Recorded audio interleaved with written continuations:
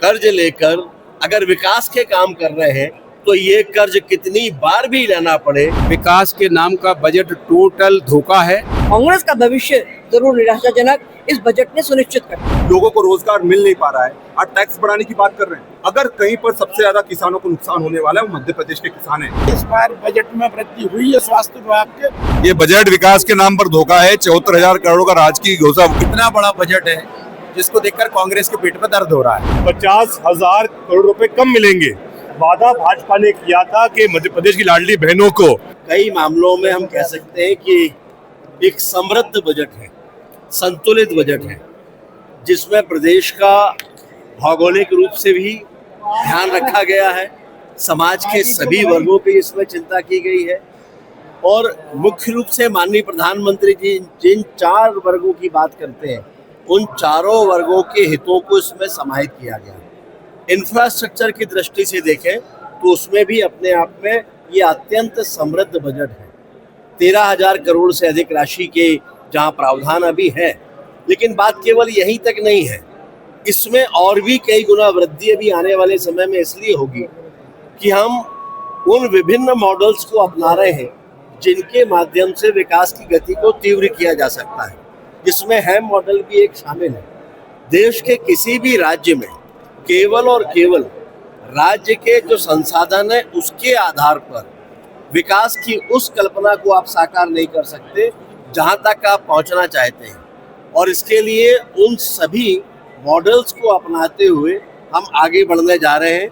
मैं माननीय मुख्यमंत्री जी और माननीय जगदीश देवड़ा जी को धन्यवाद देना चाहता हूं कि उन्होंने प्रदेश के विकास का एक ऐसा संतुलित बजट प्रस्तुत किया है जिसमें जनता के ऊपर टैक्स का कोई भी भार नहीं बढ़ाया। राकेश जी, पर विपक्ष बार-बार कर्ज को लेकर ना प्रदर्शन कर रहा है। आज भी देखने को मिला है, वो कह रहे हैं कर्ज की गर्त में जा रहा है। देखिए, कर्ज को लेकर ये निरर्थक है। कर्ज लेकर घी नहीं पी रहे। कर्ज लेकर अगर विकास के काम कर रहे हैं तो ये कर्ज कितनी बार भी लेना पड़े, भारतीय जनता पार्टी की सरकार इसको लेगी। बजट मध्य प्रदेश का आंकड़ों का भाषणबाजी है, जुमलेबाजी किस्म का है। विकास के नाम का बजट टोटल धोखा है। बजट किसी पक्ष में नहीं है। बजट से ज़्यादा कर्जा राज्य पर है। तो बजट जिसका कर्जा ज़्यादा हो, बजट छोटा हो, तो राज्य का भविष्य देखा जा सकता है। किसी के वर्ग में कह रहे हैं हम युवाओं के वर्ग के पक्ष में हैं, तो युवाओं के पक्ष में पढ़े लिखे बच्चे जो नौकरी लेना चाहते हैं तो नौकरियों की घोषणा करिए नहीं कि हम इतनी नौकरी देंगे, तब तो हम कहेंगे बच्चों के हित में है। नौकरियों की घोषणा कर नहीं रहे, कह रहे हैं हम देंगे, तो ऐसे तो बहुत समय से कह रहे हैं। बच्चे ओवरेज होकर के फिर चले जाएंगे, बहुत परेशान होंगे, कभी आत्महत्या भी कर लेंगे। क्या बच्चों के हित में है? SC ST के हित में ये बजट देते ही नहीं है। 30% 40% से ज़्यादा बजट नहीं देते। वो भी कहाँ खर्च करते हैं? कभी कोई खेल होगा उसमें लगा देंगे, कभी स्टेडियम में लगा देंगे, कभी जरूरत पड़ेगी लाडली बहना के लिए लगा देंगे, और SC ST के क्षेत्र में जो बजट होता है उसको निकाल करके दूसरे क्षेत्र में लगा देंगे। तो कहाँ पर किसके हित में है जी बजट? तो मैं समझता हूँ बजट राज्य का, जनता का विरोधी बजट है, नौजवानों का विरोधी बजट है, किसानों का विरोधी बजट है। महिलाओं की बात कर रहे हैं, हजारों बच्चियां लापता हैं, अभी तक ट्रेस नहीं कर पाए। तो बताइए आप, पुलिस आपके हाथ में, लॉ एंड ऑर्डर आपके हाथ में, तो महिलाओं को कौन पता करेगा? और कह रहे हैं महिलाओं को सशक्तिकरण का। कनाडा की महिलाओं को सशक्तिकरण करेंगे, हमारे यहाँ की महिलाओं का तो तुम FIR नहीं करा पा रहे, ढूंढ नहीं पा रहे हैं। तो मेरा कहने का तात्पर्य है ये बजट सबका विरोधी है, ये किसी के विकास से कोई ताल्लुक नहीं रखता है। इस बजट का हम विरोध करते हैं। एक ऐसा बजट जो कि देश के बजट के साथ में बहुत तालमेल के साथ बनाया गया बजट। एक ऐसा बजट जो कि पुरानी सारी योजनाओं को कैरी ऑन करते हुए नई योजनाओं के प्रावधानों को सुनिश्चित करता है। और रोलिंग बजट का कंसेप्ट तो बहुत प्रशंसनीय है, क्योंकि पहली बार है और मध्य प्रदेश देश का पहला राज्य है जिसने एक फाइनेंस की दृष्टि से रोलिंग बजट के कंसेप्ट को, एक नवाचार को मध्य प्रदेश में लागू किया है। अब किसी भी अत्यावश्यक काम के लिए, जनहित के काम के लिए हमारे पास एक कुशन होगा फाइनेंस में, जिससे कि हमें आने वाले बजट के लिए इंतजार करने के बजाय जो जरूरी है उसकी निरंतरता बनी रहेगी और नए काम भी होते रहेंगे। क्या बोल रहे हो? उनका हंगामा करना स्वाभाविक है। आप उनकी परिस्थिति को देखिए।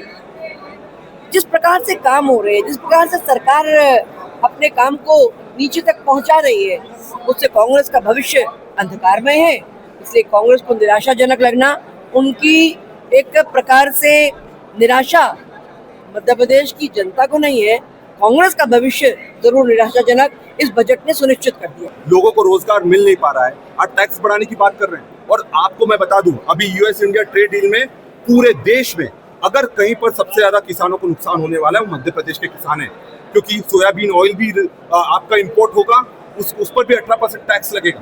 और उसके अलावा आपका जो सोयाबीन है उसके साथ में मक्का वो भी इंपोर्ट होगा, तो हमारे किसान कैसे कम्पीट कर पाएंगे? अभी एमएसपी तो आप दे नहीं पा रहे, न्यूनतम जो दरें हैं उस पर उनको पूर्ति कर नहीं पा रहे, भावांतर का एक अलग हवा बना रखा है। तो हकीकत ये है कि जिस तरह की इनकी योजनाएं चल रही है वो पूरी तरह से किसानों को, युवाओं को, गरीबों को, आदिवासियों को खत्म करने की योजना है।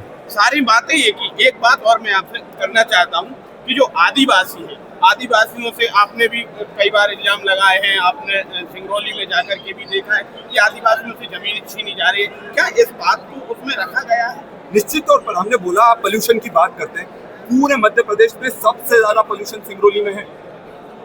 और आप वहां जाएंगे, लोगों को बीमारियां हो रही हैं, सांस नहीं लेते बन रही। दिल्ली का हाल आपने देख लिया, आप सिंगरौली भी देखिए। हमारे लोकप्रिय यशस्वी प्रधानमंत्री जी ज्ञान की बात कही है, ज्ञान का मंत्र दिया है। गरीब, युवा, अन्नदाता और नारी।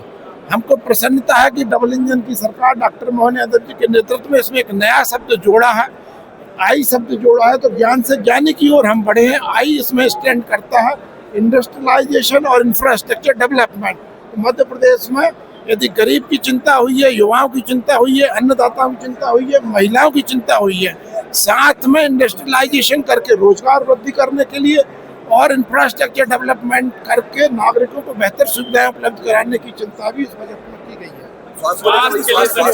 इस बार स्वास्थ्य में हमारे बजट में वृद्धि हुई है। यशस्वी प्रधानमंत्री नरेंद्र मोदी जी ने यदि गरीबों को 5 लाख तक का निःशुल्क इलाज उपलब्ध कराने के लिए आयुष्मान जैसा अभिनव कार्ड दिया है, जिसको गोल्डन कार्ड भी कई लोग कहते हैं।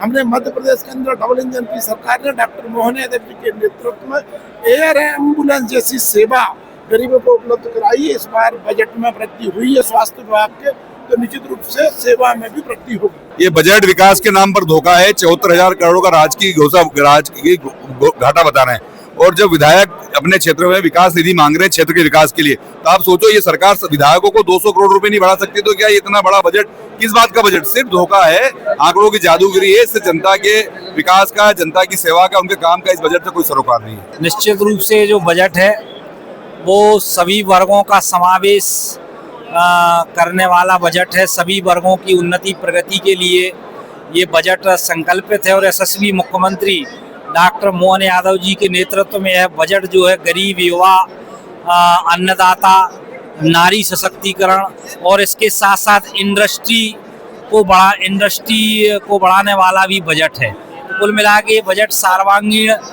मध्य प्रदेश के सर्वांगीण विकास का बजट है, और विकसित मध्य प्रदेश की दिशा में यह बजट एक मील का पत्थर साबित होने वाला बजट है। देश के सकल घरेलू उत्पाद में मध्य प्रदेश का योगदान बहुत कम है, इसीलिए जो अनुदान सरकार करों के रूप में मध्य प्रदेश को देती थी उसमें 0.5% गिरावट आई है।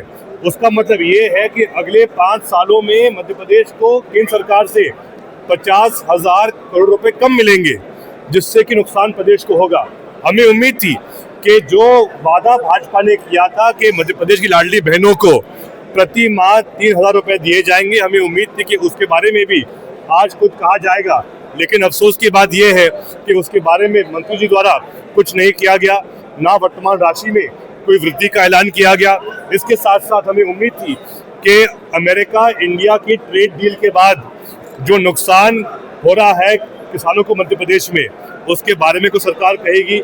लेकिन अफसोस की बात यह है कि उसके बारे में भी कैसे जो गिरावट आ रही है फसल के दामों में उस ट्रेड डील के बाद, उसका निराकरण क्या करेगी सरकार, समाधान क्या होगा, उसके बारे में भी वित्त मंत्री जी ने कोई उल्लेख नहीं किया। ये मध्य प्रदेश के विकास का बजट है जो मध्य प्रदेश के सर्वांगीण विकास की परिकल्पना को साकार करता है, और जिस तरह का बजट है ये मध्य प्रदेश को आगामी समय में और विकसित मध्य प्रदेश को बनाने का बजट है। 4,38,000 करोड़ का बजट अपने आप में एक बड़ा बजट है और जिस तरह से विकास के पैमानों को इसमें जोड़ा गया है, मुझे लगता है कि आने वाले समय में मध्य प्रदेश का समुचित विकास आदरणीय जगदीश देवड़ा जी ने कांग्रेस क्या कहेगी? कांग्रेस तो 23,000 करोड़ का बजट छोड़कर गई थी। आज इतना बड़ा बजट है जिसको देखकर कांग्रेस के पेट में दर्द हो रहा है। आपके राज्य की खबरें, आपके शहर की खबरें सबसे पहले जानने के लिए देखते रहें अमर उजाला। चैनल को सब्सक्राइब जरूर कर लें और पाएं हर अपडेट।